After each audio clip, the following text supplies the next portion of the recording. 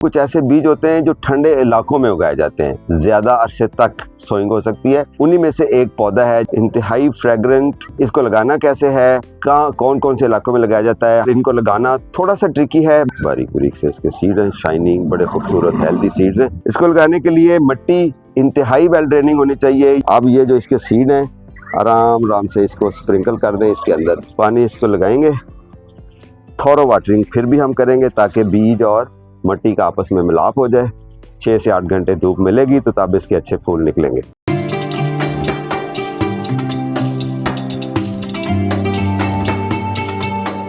अस्सलाम वालेकुम दोस्तों, मैं हूं आपका जावेद इकबाल।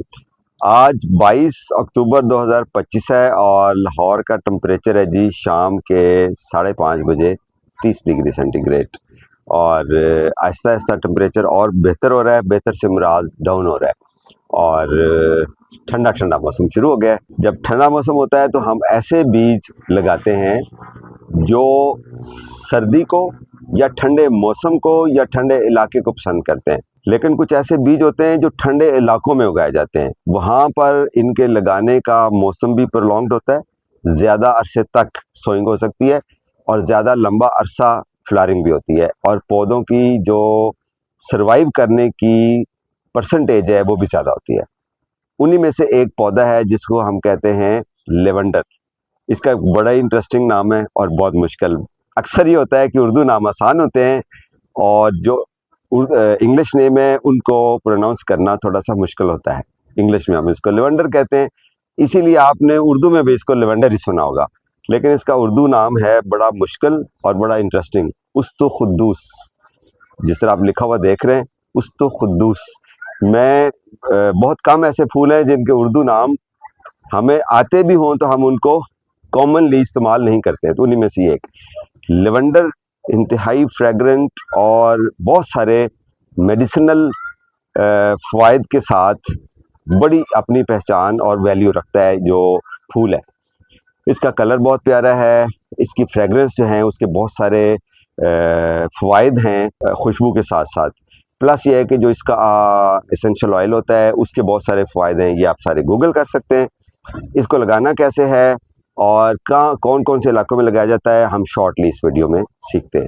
याद रखें कि जो लेवेंडर है बेसिकली ठंडे इलाकों या बर्फ़ानी इलाकों का पौधा है। जिस तरह ट्यूलिप्स जो है ये भी उन्हीं इलाकों में उगाया जाता है जहाँ बर्फ़ पड़ती है। क्रोकस या जो ज़ाफ़रान है वो भी बर्फ़ वाले इलाकों में ज़्यादा कामयाबी के साथ चलता है। लेकिन हमारे पास एक लिमिटेड चॉइस होती है कि हम शदीद ठंडे मौसम में ऐसे पौधे या बल्ब या बीज लगा सकते हैं जो उसी मौसम में उग के फूल भी दे जाएं, तो हमें वो ठंडा मौसम मिल जाता है। अभी अक्टूबर है, अक्टूबर के बाद नवंबर, दिसंबर, जनवरी, फरवरी, तो ये तकरीबन 3-3.5 महीने हमें अच्छी ठंडी सर्दी या शदीद सर्दी वाले मिल जाते हैं। तो इस दौरान हम इन पौधों को एक्सपीरियंस कर सकते हैं।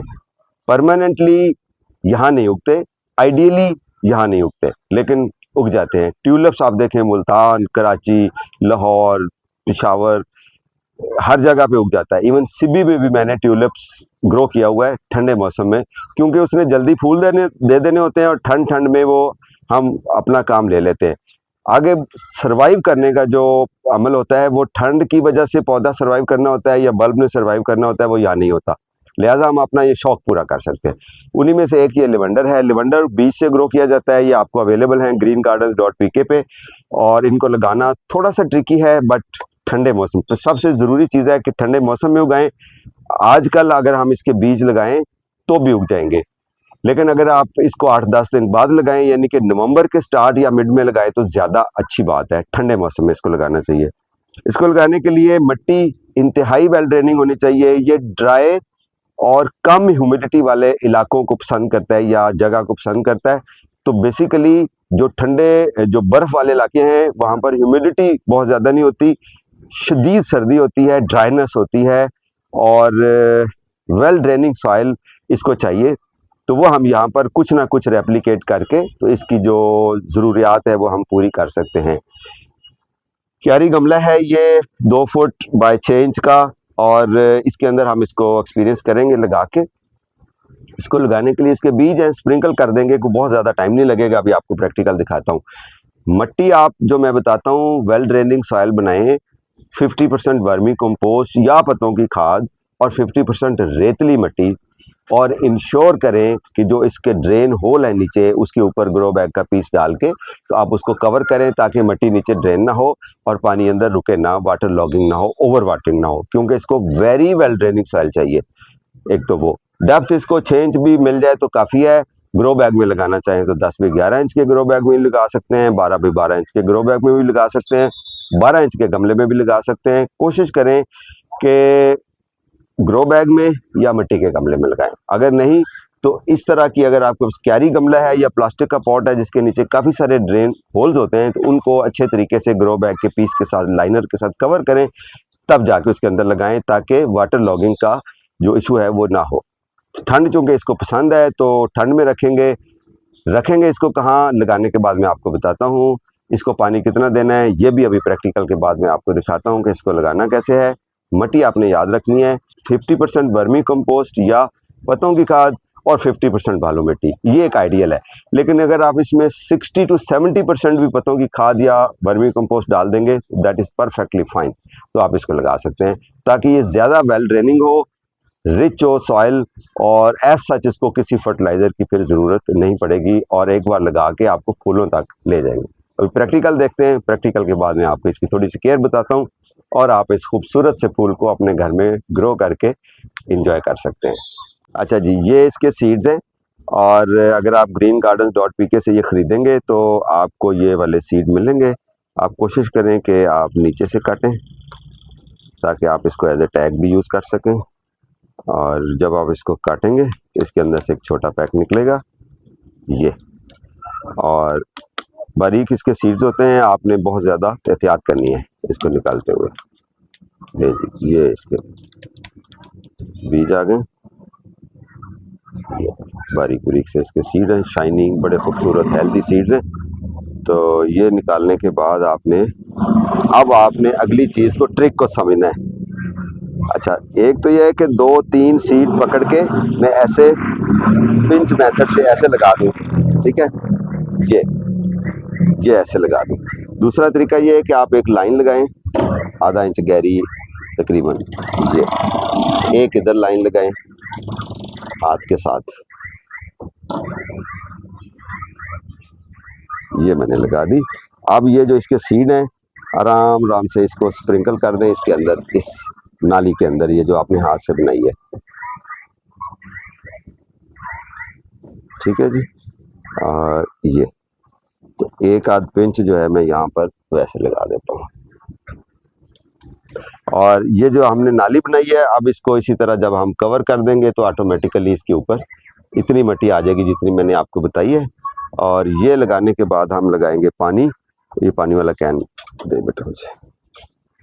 अच्छा जी, पानी इसको आपने शावर से लगाना है। उससे पहले अभी आपने एक ज़हन में चीज़ रखनी है कि मिट्टी ऑलरेडी आपको गीली लग रही है। ये कल इसको पानी लगा के अच्छी तरह गीला कर लिया था गोडी करके, तो ये वाला इसका ब्लैकिश सा टेक्सचर आना चाहिए। पानी इसको लगाएंगे, थोरो वाटरिंग फिर भी हम करेंगे ताकि बीज और मिट्टी का आपस में मिलाप हो जाए, और इतना पानी हमने इसको लगा देना है तसल्ली से। ले जी, पानी इसको लग गया, और क्योंकि मिट्टी बहुत ज़्यादा पहले अच्छी तरह गीली है तो गीली मिट्टी को खुश्क होने में टाइम लगेगा, पानी नीचे जाने में। इन द मीनवाइल हम इसका टैग लगाएंगे। टैग लगाने के इसके 2 तरीके हैं। एक तो ये आपके पास प्लांट टैग होना चाहिए, अगर ये है तो ठीक है, नहीं तो ये वाला जो पैक है इसका ये वाटरप्रूफ है और लेमिनेटेड है, तो यही वाला टैग या कोई चॉपस्टिक इसके नीचे डालें, और इसकी साइड पे हम लिखेंगे, पीछे बैक साइड पे लिखेंगे डेट, और इसको लगा देंगे ऐसे ये यहाँ पर। और दूसरा तरीका ये है कि अगर आप ये नहीं यूज़ करना चाहते, इसलिए मैं कहता हूँ वो नीचे से फाड़ें, तो हम यहाँ पर लिखेंगे जनाब लेवेंडर।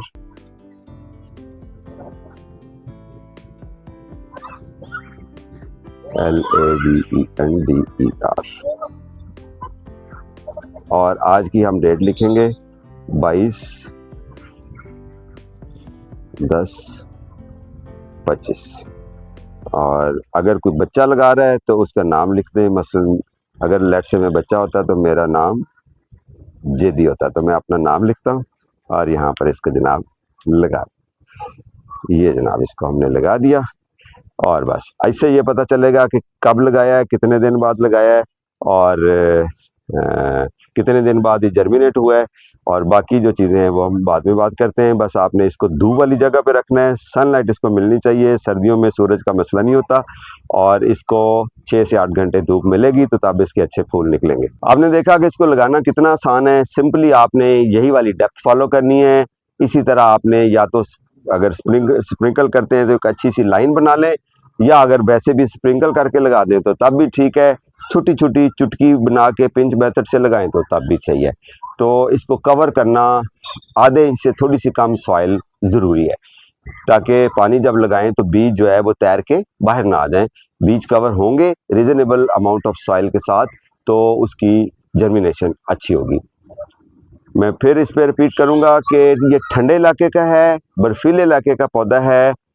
ज़ियारत में कोयटा में मैंने इसको ग्रो करते देखा है, खपलू में, स्कर्दू में और गिलगित में और हुंजा में ग्रो करते हुए देखा है सक्सेसफुली। रोड साइड्स के ऊपर भी वाइल्ड लेवेंडर उगा होता है और बहुत अच्छी फ्रेगरेंस के साथ उगा होता है। तो ऐसे इलाकों के लिए आइडियल है, लेकिन लाहौर, पंजाब और ये हॉट क्लाइमेट के इलाकों में अगर हम लगाना चाहिए तो हमें इन मौसमों का ख्याल रखना पड़ेगा। इन ठंडे मंथ्स का, जो ठंडे महीने हैं यानी कि नवंबर, दिसंबर, जनवरी, फरवरी, इसी के दौरान इसके बीज लगा के तो आपने इसकी ग्रोथ ले सकते हैं और इसके फूलों को देख सकते हैं। इसके फूल जब उग जाएं उनको आपने काट के ड्राई करना है। इसकी टी बहुत अच्छी बनती है, इसके और मेडिसिनल बहुत सारे फ़ायदे हैं जो वीडियो लंबी ना होने के डर से मैं आपको यहाँ नहीं बताता हूँ। गूगल कीजिए हेल्थ बेनिफिट्स या मेडिसिनल बेनिफिट ऑफ लेवेंडर, तो आपको एक लंबी लिस्ट मिल जाएगी। तो आप उसको एंजॉय कीजिए, थोड़ा सा काम खुद भी कर लिया करें। एक चीज़ मैं जानबूझ के मिस कर रहा हूँ कि बीज लगाने के कितने अरसे बाद इसने फूल देने हैं, ये आप गूगल करेंगे और मुझे कमेंट्स में बताएंगे। और जब आप कमेंट्स में सही बताएंगे तो जो भी पहला कमेंट होगा उसको एक सीड पैक जो है लेवेंडर का वो हमारी तरफ से green gardens.pk की तरफ से गिफ्ट दिया जाएगा। अपना ख्याल रखिए। Happy gardening.